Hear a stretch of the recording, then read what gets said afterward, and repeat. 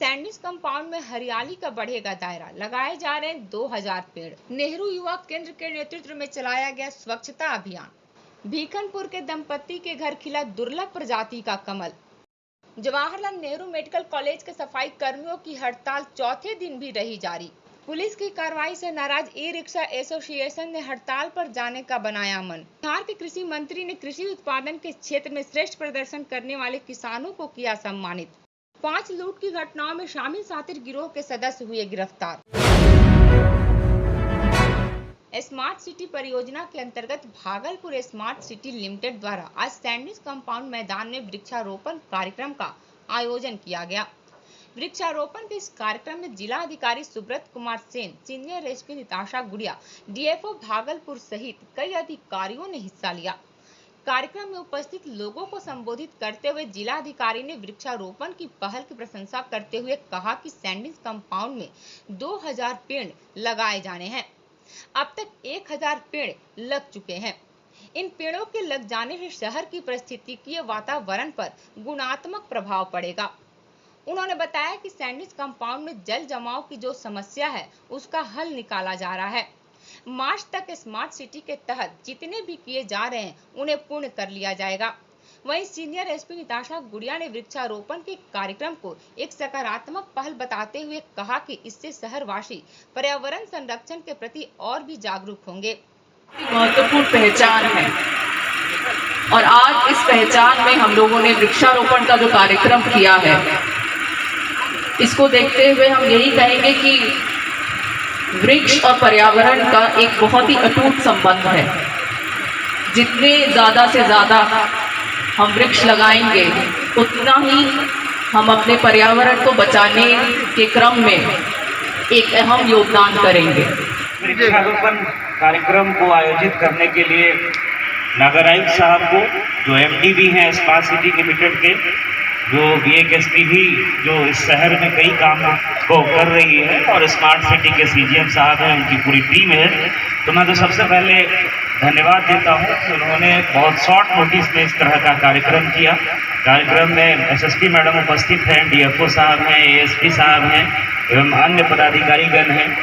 तो देखिए, वृक्षारोपण की महत्ता के बारे में सबको पता है, चाहे वो छोटे बच्चे हों, बुजुर्ग हो, कि आज के टाइम में वृक्षारोपण का कितना महत्व है। और जो हमारे माननीय मुख्यमंत्री जी बराबर कहते रहते हैं कि हरित आवरण को बिहार में बढ़ाना है, और जो हमारा हरित आवरण है वो सिर्फ गाँव में ना बढ़े, शहरी एरिया में, क्योंकि जहाँ पर आबादी ज़्यादा है, पॉल्यूशन भी ज़्यादा रहता है, तो उन क्षेत्रों में हम लोगों को ज़्यादा ध्यान देने की ज़रूरत है। नेहरू युवा केंद्र भागलपुर के सहयोग से शिव शक्ति युवा क्लब और रेलवे कोचिंग डिपो ने संयुक्त रूप से रेलवे कोचिंग डिपो में स्वच्छता अभियान के तहत सफाई कार्यक्रम चलाया गया। इस दौरान कार्यक्रम में शामिल सभी लोगों को शिव शक्ति युवा क्लब के शिवकांत द्वारा पर्यावरण को स्वच्छ और साफ सफाई रखने की शपथ दिलाई गई। लोगों को स्वच्छता के प्रति जागरूक करने के उद्देश्य से कोचिंग डिपो से स्टेशन तक रैली भी निकाली गई। इस कार्यक्रम में रेलवे कोचिंग डिपो के अधिकारी नवीन कुमार, मोहम्मद अख्तर हुसैन एवं नेहरू युवा केंद्र भागलपुर के राष्ट्रीय युवा स्वयं सेवक गिरीश कुमार भूमिका निभाकर सहित अन्य लोगों ने भाग लिया। सर, आज का क्या कार्यक्रम था?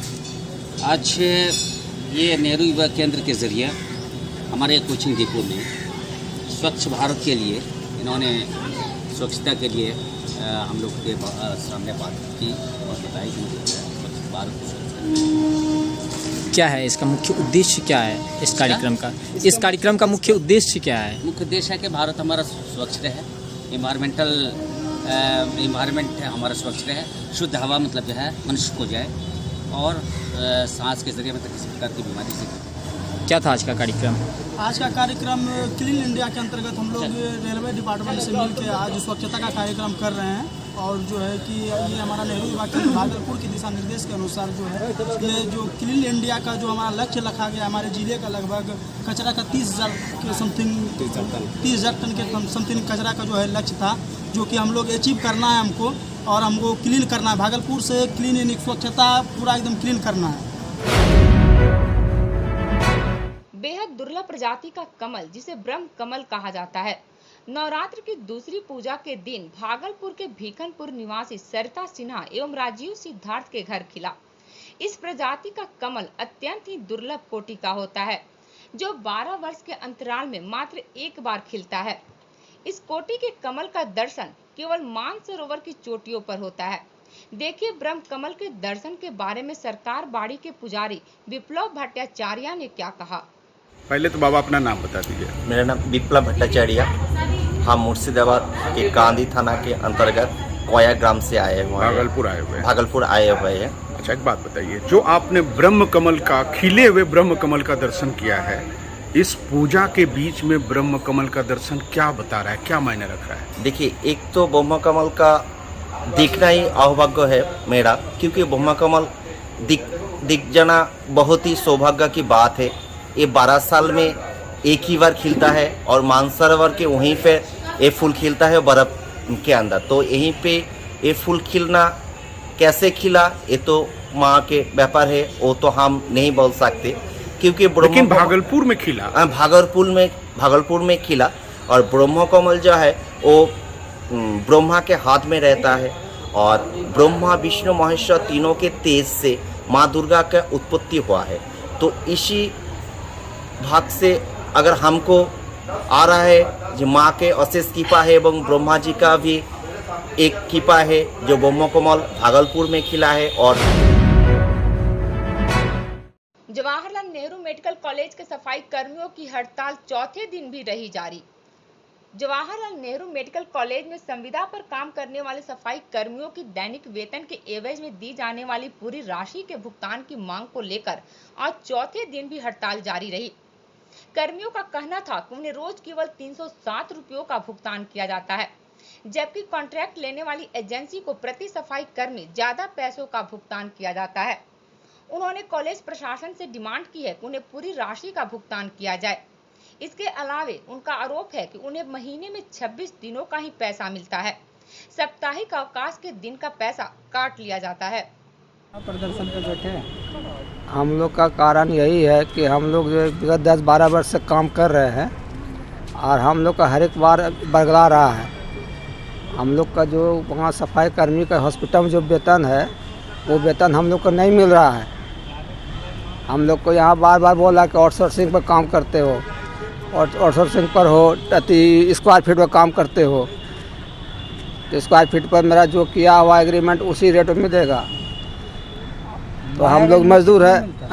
कितना मिलता है वहाँ और आपको कितना? 474 अभी ना है, 350 बोला।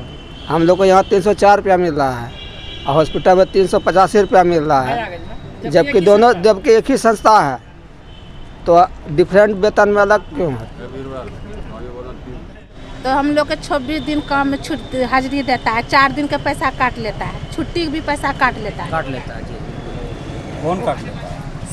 ठेकेदार काट लेता है। छुट्टी का पैसा हाथ में नहीं देता हम लोग के, नहीं छुट्टी भी मांगते हैं तो छुट्टी भी नहीं देता है, छुट्टी में भी हम लोग का काम करवा रहा है। तो अभी ये आपके एनजीओ के तहत नहीं? अभी हम लोग कैसे देता था 304 देता था। तो अभी कितना मांगे आप लोग? हम लोग अभी 474 हम लोग मांग रहे हैं। जो हमारा सफाई कर्मी उस तरह से ये भी है, ठीक है, जो मांग उनका है सर, वो मांग हमारा भी होना चाहिए। हम लोग सब गरीब आदमी यहाँ बैठे हुए इसी चीज़ के लिए आज 4 दिन से हड़ताल किए हुए हैं। किसी भी चीज़ का कोई फीडबैक नहीं मिला अभी तक, किसी भी चीज़ का कोई रिप्लेसमेंट नहीं मिला है। सबको हम लोग ही चाहते हैं कि हम लोग का जिस तरह से मायागंज में जो चीज़ चालू हुआ जस्ट लाइक उस टाइम हम लोग का भी चालू होना चाहिए। मांग क्या है? मांग हमारा 474 जो आगे वहाँ दे रहे हैं अस्पताल में, वो मांग हम लोग का भी होना चाहिए, ताकि हम लोग का आर्थिक स्थिति थोड़ा मजबूत रहे। जहाँ तक कोरोना वायरस का बात है तो हम लोग, सरकार कहता है कि आप जो है ना सफाई कर्मी, पुलिस वाला, डॉक्टर का सम्मान कीजिए। यहाँ तो सब सफाई कर्मी से तो अपमान हो रहा है, यहाँ कहाँ कुछ हो रहा है कुछ। हम लोग सब गरीब घर द्वार छोड़ के यहाँ बैठे हुए हैं। भागलपुर ट्रैफिक पुलिस द्वारा बिना ड्राइविंग लाइसेंस ई रिक्शा चलाने वाले चालकों के विरुद्ध की जा रही कार्रवाई से नाराज एसोसिएशन ने आज धरना प्रदर्शन किया। उनकी मांग है कि उन्हें चालकों को ड्राइविंग लाइसेंस बनवाने के लिए पुलिस द्वारा कुछ समय दिया जाए। ई रिक्शा एसोसिएशन के अध्यक्ष ने कहा कि पिछले 4 दिनों से ई रिक्शा चालकों को नाबालिग बताकर पुलिस द्वारा उन पर कार्रवाई की जा रही है, जबकि कोई भी ई रिक्शा चालक 18 साल से कम उम्र का नहीं है। उन्होंने कहा कि ड्राइविंग लाइसेंस यदि आवश्यक है तो उसे बनवाने के लिए कुछ समय दिया जाए, नहीं तो वे हड़ताल के लिए बाध्य हो जाएंगे। का अध्यक्ष होने के नाते पुलिस की कार्रवाई 4 दिन से चली आ रही है। 4 दिन से वो लाखों का जुर्माना वसूल रहे हैं और कार्रवाई के खिलाफ बोल रहे हैं कि मैं नाबालिग को और कानूनी बाल मजदूरी के कानून का उल्लंघन कर रहा हूँ, मगर ऐसी कोई बात नहीं है। हमारे सभी रिक्शा चालक बालिग हैं, 18 वर्ष से 55 वर्ष के बीच में। हमारी आमदनी जितनी 1 महीने में होती है 1 दिन लिया जा रहा है। हमारे लोगों को, हमारे ड्राइवर को, हमारे अध्यक्ष को, महासचिव को बेजाम डंडे मारे जा रहे हैं। किस कारण से पुलिस रोक रही है और पैसा वसूला जा रहा है? पैसा इसलिए वसूला, लाइसेंस के नाम पर अवैध वसूली हो रही है। हमने सार्जेंट साहब को इनकी शिकायत की मगर उन्होंने कोई ध्यान नहीं दिया। डीएसपी साहब को फ़ोन किया, उन्होंने उठाया नहीं। डीएम साहब के कार्यालय में फ़ोन किया मगर वो बात नहीं कर पाए। मगर ये समस्या ये है, हम लोग गरीब लोग हैं, हमारी तरफ कोई ध्यान किसी का न सरकार का, न जिला प्रशासन का, न पुलिस प्रशासन। हम लोग बेफिक्र होकर के, एकजुट होकर के आज ये निर्णय लेंगे कि करना क्या। अगर लाइसेंस बनाना अनिवार्य है तो मुझे कुछ समय दे दिया जाए कि मैं सभी का ड्राइविंग लाइसेंस एकत्रित होकर बना सकूँ, मगर इसके लिए पर्याप्त रूप में पूंजी की कमी होगी। 6,000 रुपये लोग हमारी आमदनी नहीं है। रिक्शे वाले को देना है, गैरेज वाले को देना है, चार्ज में लगाना है, प्रॉब्लम है, बैटरी लगाना है, पैसे बचते नहीं। तो आपकी मांग क्या है ये बताइए? हमारी मांग है कि हमें कुछ समय दे दिया जाए जिससे हम ये लाइसेंस की जो प्रक्रिया है उनको पूरा कर लें और हमारे ड्राइवर कार्रवाई से बच जाए। दूसरी, आज बिहार के कृषि मंत्री अमरेंद्र प्रताप सिंह की उपस्थिति में बिहार कृषि विश्वविद्यालय कैंपस में कृषि के क्षेत्र में बेहतरीन प्रदर्शन करने वाले किसानों और कृषक समूहों को पुरस्कृत किया गया। आत्मा योजना के अंतर्गत आयोजित किए गए समारोह के मुख्य अतिथि कृषि मंत्री बिहार सरकार अमरेंद्र प्रताप सिंह द्वारा किसान समूहों को उनके बेहतर प्रदर्शन के लिए प्रशस्ति पत्र और पुरस्कार की राशि देकर सम्मानित किया गया। विभिन्न फसलों के साथ दुग्ध और मछली उत्पादन में सर्वाधिक उत्पादन करने वाले ब्लॉक स्तर के 66 किसानों को किसान श्री के सम्मान के साथ ही 10,000 की राशि और प्रशस्ति पत्र प्रदान किया गया। वहीं जिले में उक्त फसलों का सर्वाधिक उत्पादन करने वाले 5 कृषकों को 25,000 रुपए के साथ प्रशस्ति पत्र प्रदान किया गया। इसके अलावा आत्मा द्वारा गठित किसान हित समूहों में सर्वश्रेष्ठ प्रदर्शन करने वाले समूहों को 20,000 की राशि और प्रशस्ति पत्र देकर सम्मानित किया गया। सबौर कृषि विश्वविद्यालय में और यहाँ जो प्रसार परिषद की बैठक थी, शिक्षा प्रसार परिषद, वो 2 दिनों से चल रही थी। उसके समापन में, उसके समारोह में आए और कृषि वैज्ञानिकों का सुझाव, सलाह, उनका मार्गदर्शन प्राप्त हुआ और उसके आलोक में सरकार क्या कर सकती है, सरकार अपना रोड मैप कैसे बनाएगी और जितने एग्रीकल्चर के कृषि के कंपोनेंट हैं, अवयव हैं, उन पर कहाँ और विशेष रूप से ध्यान देना है, तो उन नीतियों के निर्धारण में भी मदद मिलेगी। इसी उद्देश्य से मैं यहाँ कृषि वैज्ञानिकों के इस कार्यक्रम में आया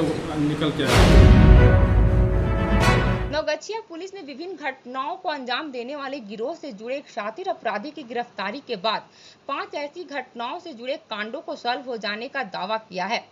गिरफ्तार अपराधी का नाम राजेश मंडल है, जिसे धोबिनिया बांसा से गिरफ्तार किया गया है। वह पूर्णिया का रहने वाला है। नवगछिया एसपी सुशांत कुमार सरोज ने बताया कि 27 नवंबर को तरसना फाइनेंशियल सर्विस लिमिटेड के कलेक्शन पदाधिकारी कृष्ण मुरारी के साथ हुई लूटपाट के मामले में गिरफ्तार अपराधी राजेश मंडल की निशानदेही पर कुल 5 ऐसी घटनाओं में संलिप्त अपराधियों की पहचान कर ली गई है, जिन्हें जल्द ही गिरफ्तार कर लिया जाएगा। पुलिस ने लूटपाट की घटना में शामिल एक अन्य अपराधी को भी गिरफ्तार किया है, जो बरारी क्षेत्र का रहने वाला है। पुलिस ने इन अपराधियों के पास से लूटे गए सामान में से एक स्मार्टफोन, एक फीचर फोन और एक फिंगरप्रिंट डिवाइस के साथ ही हेलमेट भी बरामद किया है। ये देखिए, विगत महीने 2-3 महीना पहले कुल घटित 5 कांडों का उद्भेदन नवगछिया पुलिस ने किया है। ये हाल फिलहाल घटना घटी थी 27/9 को ढोलजा थाना में। वो एक तारासना फाइनेंशियल सर्विस लिमिटेड कंपनी था, उसी का कलेक्शन पदाधिकारी था, जो आपका ढोलजा एरिया में लक्ष्मीनिया से आ रहा था। पैसा लेकर 3900 रुपया था, मोबाइल था और फिंगरप्रिंट डिवाइस अब देख रहे हैं लेके आ रहा था। वहाँ पे रास्ते में लगभग 3 अज्ञात व्यक्ति उसको छीन लिया। छीनने के बाद हम लोग एसडीपीओ नगोशिया के नेतृत्व में टीम का गठन किया। इसके पूर्व भी कदवा में 2 इसी तरह घटनाएं घट चुकी थी। वो दोनों भी चौसा साइड से पैसा कलेक्शन करके आ रहा था, जिसका पीछा करके कदवा के क्षेत्र में लूट लिया, छीन लिया था। उसी घटना के आसपास एक नगोशिया थाना अंतर्गत बीसूरावत पुल पे भी इसी तरह घटना घटी थी। फिर एक घटना और खड़ी में आपका 7-8 को घटना घटी थी। वो भी एक भारत फाइनेंस कंपनी का आज था, उसके साथ वो जब खगड़िया से आ रहा था मुरली चंखरा के लिए, तो खड़ी में जगह है चकमैदा, हाँ वहाँ पे वही मोबाइल और कुछ पैसे छीन लिया था।